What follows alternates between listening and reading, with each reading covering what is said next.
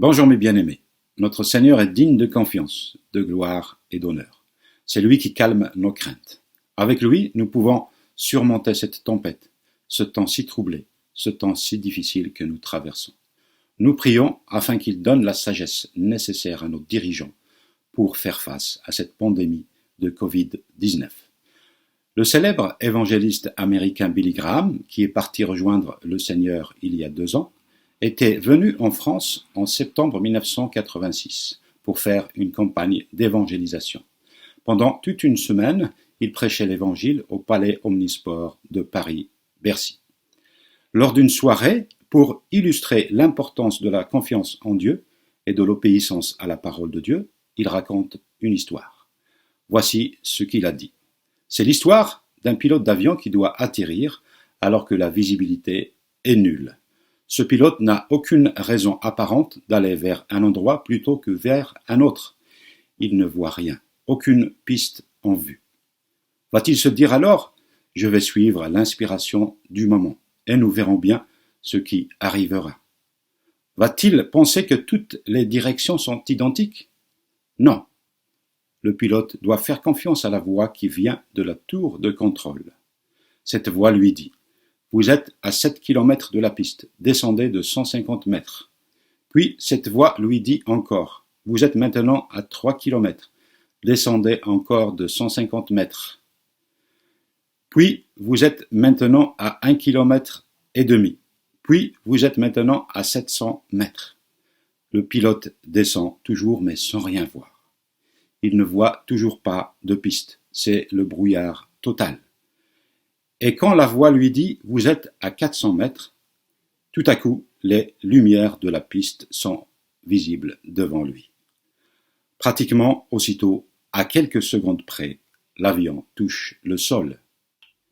Il n'y a pas eu d'accident parce que ce pilote s'est conformé aux instructions de la tour de contrôle. Il a fait confiance totalement à cette voix qui le guidait. La vie de ce pilote, la vie des passagers et des membres d'équipage de cet avion dépendait totalement de cette voix. Si le pilote n'avait suivi que ses propres idées, l'avion allait vers une catastrophe certaine. Mais il a obéi à cette voix émanant de la tour de contrôle. Il en est de même du croyant.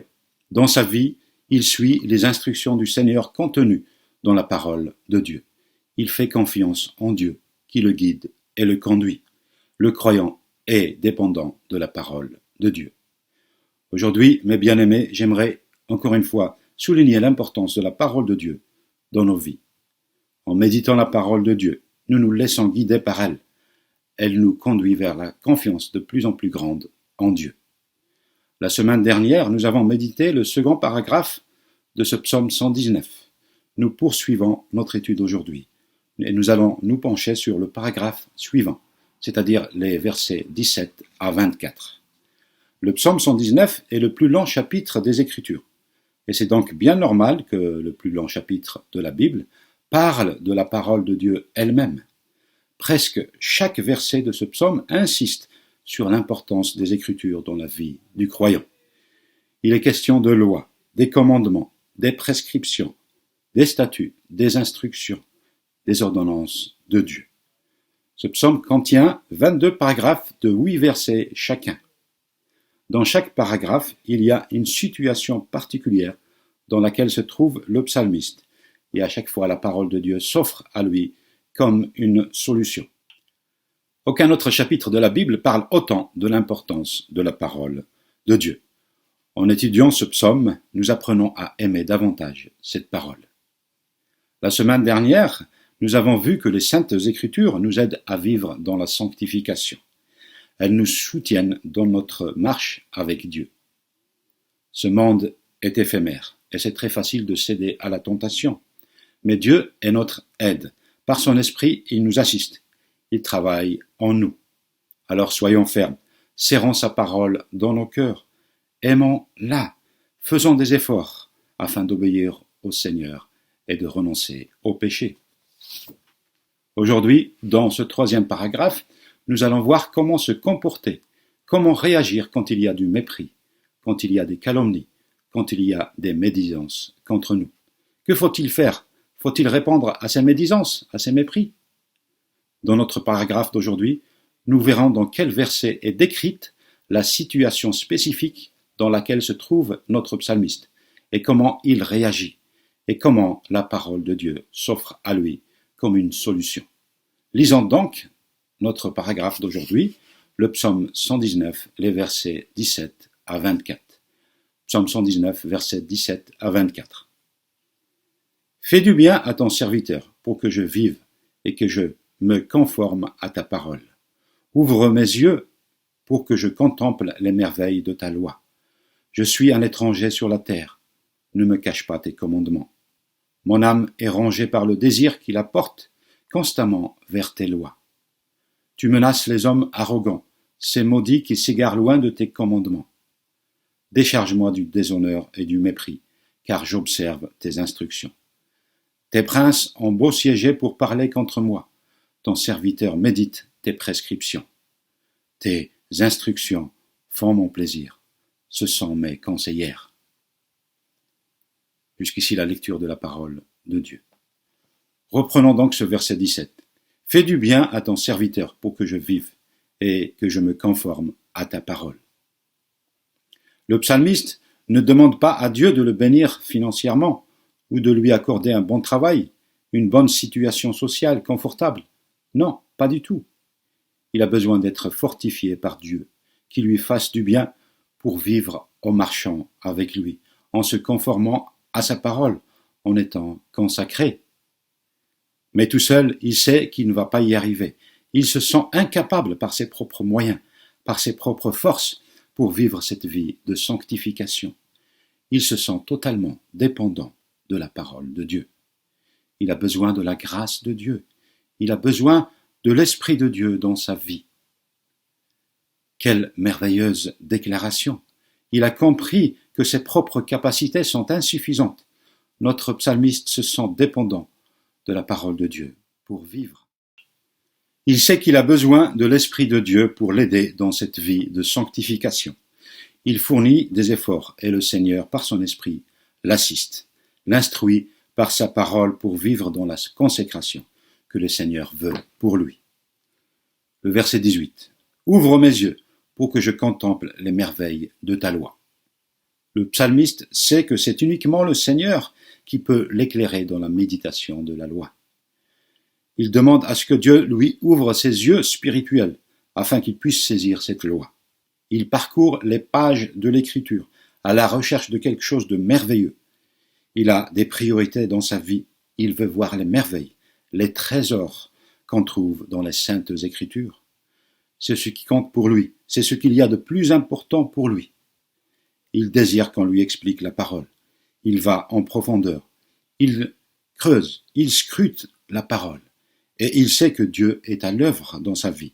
Il sait que Dieu va le travailler par son esprit. Il sait que Dieu va lui ouvrir ses yeux spirituels et qu'il va encore découvrir des merveilles. Il sait qu'il va encore découvrir des trésors. Les saintes Écritures regorgent de magnifiques trésors.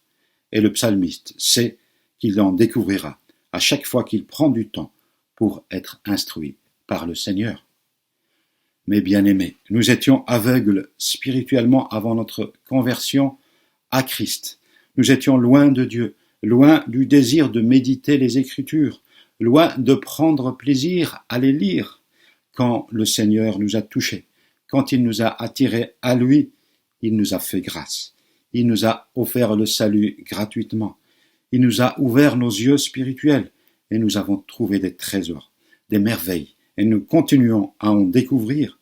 Le Saint-Esprit est à l'œuvre pour nous éclairer et nous faire comprendre les saintes Écritures. Et nous avons toujours besoin de la grâce du Seigneur. Nous avons toujours besoin de la révélation du Saint-Esprit afin que nous puissions saisir encore et encore la parole de Dieu. Mais bien aimés, cela ne veut pas dire que Dieu nous cache des choses dans sa parole, mais il veut que nous soyons toujours dépendants de lui, toujours dépendants de sa grâce. Notre psalmiste veut observer la loi de Dieu. Il veut découvrir les merveilles qu'il y a dedans. Il veut les contempler. Je suis un étranger sur la terre, ne me cache pas tes commandements. Le psalmiste se sent comme un expatrié, un résident temporaire dans son propre pays. Il est comme un immigré sur terre. Il observe les commandements du Seigneur. Il marche dans la droiture, et les non-croyants qui l'entourent, eux, vivent leur vie loin de Dieu. Les gens que ce psalmiste rencontre ne se soucient pas de Dieu, ni de ses commandements. Ils ne cherchent pas à plaire à Dieu. Alors, notre psalmiste se sent comme un étranger, au milieu de ces païens, au milieu de ces non-croyants. Puis, il demande au Seigneur de l'encourager. Seigneur, éclaire mon sentier, sois une lumière sur ma route. Je suis un pèlerin, je suis de passage ici-bas sur terre. Je ne veux pas m'intégrer à ce monde. Je ne veux pas vivre comme ces gens qui m'entourent. Je n'appartiens pas à ce monde. Je suis juste un résident temporaire. Mes bien-aimés, regardons ce que dit Pierre dans sa première lettre. Bien-aimés, je vous encourage en tant que résident temporaire et étranger sur la terre à vous abstenir des désirs de votre nature propre qui font la guerre à l'âme. Ayez une bonne conduite au milieu des non-croyants, afin que là même où ils vous calomnient comme si vous faisiez le mal, ils regardent votre belle manière d'agir et rendent gloire à Dieu le jour où il interviendra. Depuis le temps de Jésus-Christ, le monde s'est toujours dressé contre la foi chrétienne. Les incroyants de toutes les couches sociales ne cessent d'attaquer et de critiquer le message de l'Évangile. Les Saintes Écritures nous exhortent à vivre sur cette terre au milieu des non-croyants comme des étrangers et des voyageurs. Comme des pèlerins, des gens de passage, où nous attendons avec impatience de voir notre Sauveur. Le départ vers la patrie céleste, vers le royaume céleste sera notre prochaine étape quand nous quitterons cette terre. Alors, nous contemplerons notre roi, le Seigneur des Seigneurs, et nous le verrons face à face. Nous serons dans une grande joie, et là-haut, il n'y aura ni déshonneur, ni mépris, ni calomnie, ni persécution. Nous serons dans la joie de vivre avec notre Sauveur et notre Maître. Il nous accueillera et nous dira : « Venez, vous qui êtes bénis de mon Père, prenez possession du royaume qui a été préparé pour vous depuis la fondation du monde. » Philippiens chapitre 3 verset 20 nous rappelle que notre droit de cité est dans le ciel. Quant à nous, nous sommes citoyens des cieux. De là, nous attendons ardemment la venue du Seigneur Jésus-Christ pour nous sauver. Car il transformera notre corps misérable pour le rendre conforme à son corps glorieux par la puissance qui lui permet aussi de tout soumettre à son autorité. Amen.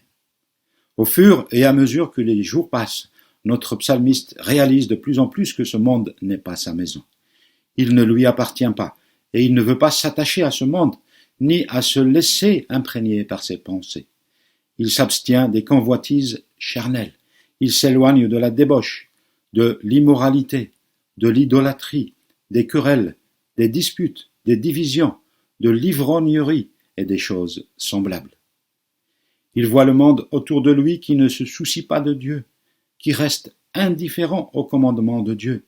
Il déclare qu'il est étranger dans ce monde et il serait si facile, finalement, de succomber à la tentation et donc d'oublier Dieu. Il crie à Dieu afin qu'il ne lui cache pas ses instructions, que ses instructions soient continuellement devant lui, en lui. L'ennemi de son âme, le diable, rôde dans l'ombre, prêt à le dévorer. Il ne veut pas trébucher, ne veut pas marcher dans le noir.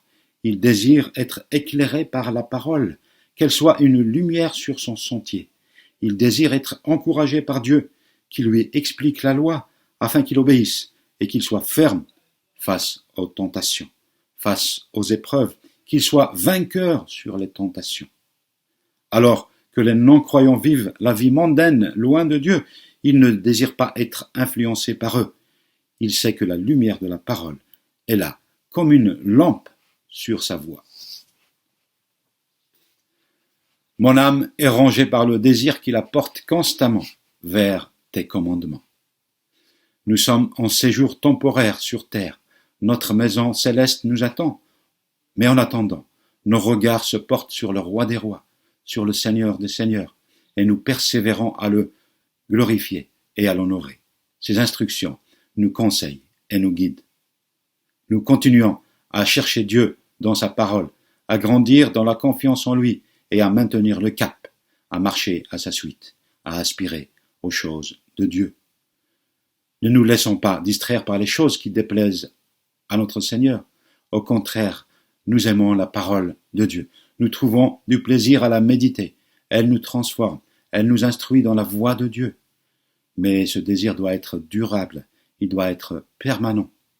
L'auteur de ce psaume aime les commandements d'une manière constante, permanente.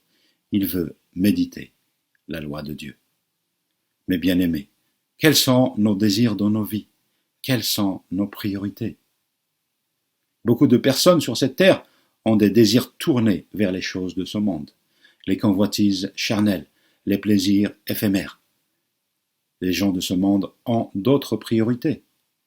Le vrai croyant aime le Seigneur, il aime sa parole, il trouve du plaisir à la lire, il se régale en découvrant les merveilles des Écritures. La parole du Seigneur, c'est doux comme du miel dans la bouche. Elle est une vraie nourriture pour nos âmes. Tu menaces les hommes arrogants, ces maudits, qui s'égarent loin de tes commandements. Le psalmiste comprend que les gens arrogants sont en réalité maudits, et ils sont sous la condamnation de Dieu. Il comprend pourquoi ils sont rejetés par Dieu, car ils ne veulent pas obéir au statut du Seigneur. Ils refusent de s'y conformer. Certainement notre psalmiste ne veut pas être comme eux, mais il veut être béni. Nous l'avons vu dans les premiers versets de ce psaume. Heureux les hommes qui ont une conduite intègre et suivent dans leur vie la loi de l'Éternel. Heureux les hommes qui suivent ses préceptes et cherchent à lui plaire de tout leur cœur. L'auteur de ce psaume ne veut pas ressembler à ces orgueilleux, à ces gens maudits, mais au contraire, il veut être heureux. Notre psalmiste demande à Dieu qu'il lui fasse du bien, qu'il ouvre ses yeux pour contempler les merveilles de sa loi. Il déclare qu'il est une personne de passage sur cette terre, et il veut que le Seigneur éclaire son sentier. Il ne veut pas être comme ces gens arrogants qui s'éloignent des commandements du Seigneur. Regardons de plus près ces versets 22 et 23 maintenant. C'est là que se trouve la situation spécifique dans laquelle se trouve notre psalmiste. Et là encore, la parole de Dieu s'offre comme une solution pour lui. Décharge-moi du déshonneur et du mépris, car j'observe tes préceptes. Des princes ont beau siéger pour parler contre moi. Ton serviteur médite tes prescriptions. Il dit en quelque sorte, Dieu, je comprends pourquoi tu menaces les méchants. Mais pourquoi moi je suis méprisé? Pourquoi je suis déshonoré? Pourquoi les princes ou les chefs parlent contre moi? Voilà la situation particulière dans laquelle se trouve notre psalmiste dans ce 3e paragraphe. Puis il trouve une réponse en lui-même. C'est justement parce qu'il obéit aux préceptes du Seigneur qu'il est méprisé, rejeté. C'est parce qu'il a une bonne conduite que les gens parlent contre lui. Il marche dans la droiture. Il ne se mélange pas avec des gens qui vivent sans se soucier de Dieu. Il reste ferme face aux tentations, face aux désirs charnels, à la convoitise. Les non-croyants ne comprennent pas sa fermeté, son intolérance face au péché. Et ils s'en prennent à son intégrité. Ils le méprisent. Et même les chefs, les princes, le critiquent. Notre psalmiste se conforme à la parole de Dieu. Il marche dans la droiture. Et voilà que des gens le méprisent, le déshonorent, le critiquent.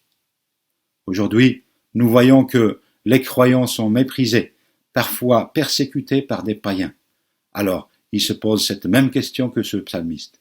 Pourquoi je suis méprisé? Pourquoi je suis déshonoré? Pourquoi je suis critiqué? Dans cette situation particulière, la parole de Dieu s'offre comme une solution. Eh bien, voyons comment réagit ce psalmiste. Ton serviteur médite tes prescriptions. Il parle peut-être contre lui, il le déshonore, mais il ne répond pas, il les ignore. En attendant, il continue à méditer la parole de Dieu. Voilà un exemple à suivre pour nous. Quand nous sommes critiqués, calomniés ou peut-être même persécutés, eh bien, calmement, continuons à méditer les saintes Écritures et ne répondons pas à ces critiques, à ces mépris. Le Seigneur est notre force. il est notre refuge, notre sécurité. Dieu s'occupera de ceux qui nous déshonorent en son temps. Il est au contrôle de toutes choses. Rien ne lui échappe. Si pour l'instant les gens arrogants, orgueilleux, peuvent sembler prospérer, il n'en sera toujours pas ainsi. Et au verset 24, il ajoute « Tes instructions font mon plaisir, ce sont mes conseillères. » Le psalmiste continue à se régaler de la parole de Dieu quand les chefs, les princes parlent contre lui, quand les gens du monde le méprisent, le déshonorent, le critiquent. Et cette déclaration est simplement magnifique. Tes instructions font mon plaisir, ce sont mes conseillères. Le psalmiste prend plaisir en méditant la loi de Dieu. C'est un peu quand nous sommes méprisés, quand nous passons un moment d'épreuve, on se rappelle ce passage connu de Jérémie. Jérémie au chapitre 29. « Car je connais les plans que j'ai formés pour vous, déclare l'Éternel, des plans de paix et non de malheur, pour vous donner un avenir et une espérance. » Dieu est fidèle, il ne change pas. Il nous donne un avenir et une espérance. En se rappelant cette promesse du Seigneur, cela nous fait du bien. Cela nous réchauffe le cœur. Le psalmiste se dit « Je ne sais pas ce que Dieu fait. Les gens continuent à me mépriser, à me calomnier. Mais moi, tranquillement, je continuerai donc à lire et à méditer la parole de Dieu. Je trouverai du réconfort et de la force. Dieu est toujours fidèle à ses promesses, et je le laisserai me donner des conseils. Il me rend ainsi plus sage que ceux qui me critiquent, que ceux qui disent des commérages derrière mon dos. » Voilà à quoi il s'engage notre psalmiste. Il se laisse encore et encore enseigner, conseiller par le Seigneur. Vraiment, il marche par la foi et non par la vue. Même dans le brouillard de sa vie, il fait confiance en Dieu. Et c'est un bon exemple pour nous. Dieu ne fait jamais défaut. Il secourt au bon moment. Il nous soutient, nous remplit de sa paix dans ces moments d'épreuve. Continuons à faire confiance en Dieu, à être dépendants de lui et de sa parole. Quand nous sommes méprisés, déshonorés, critiqués, comme cela nous fait du bien quand nous nous rappelons les promesses du Seigneur, ces promesses qui se trouvent dans sa parole. Le Seigneur a toujours le dernier mot. Il tient parole, il est toujours fidèle à ses promesses, et nous sommes gardés, conduits par lui. Le pilote d'avion qui, dans le brouillard, ne compte pas sur ses idées, mais qui écoute cette voix qui vient de la tour de contrôle, est totalement dépendant de cette voix qui le guide dans ce brouillard jusqu'à ce qu'il arrive sur la piste. Mais bien aimés, même si Dieu reste silencieux dans nos moments d'épreuve, marchons par la foi, continuons à dépendre de lui, de sa parole, il nous mènera certainement à bon port. Continuons à scruter la parole de Dieu et nous serons réconfortés et le Seigneur nous donnera la paix. La parole de Dieu nous encouragera et nous élèvera dans la présence du Seigneur. La parole de Dieu est infaillible, elle est digne de confiance. Amen.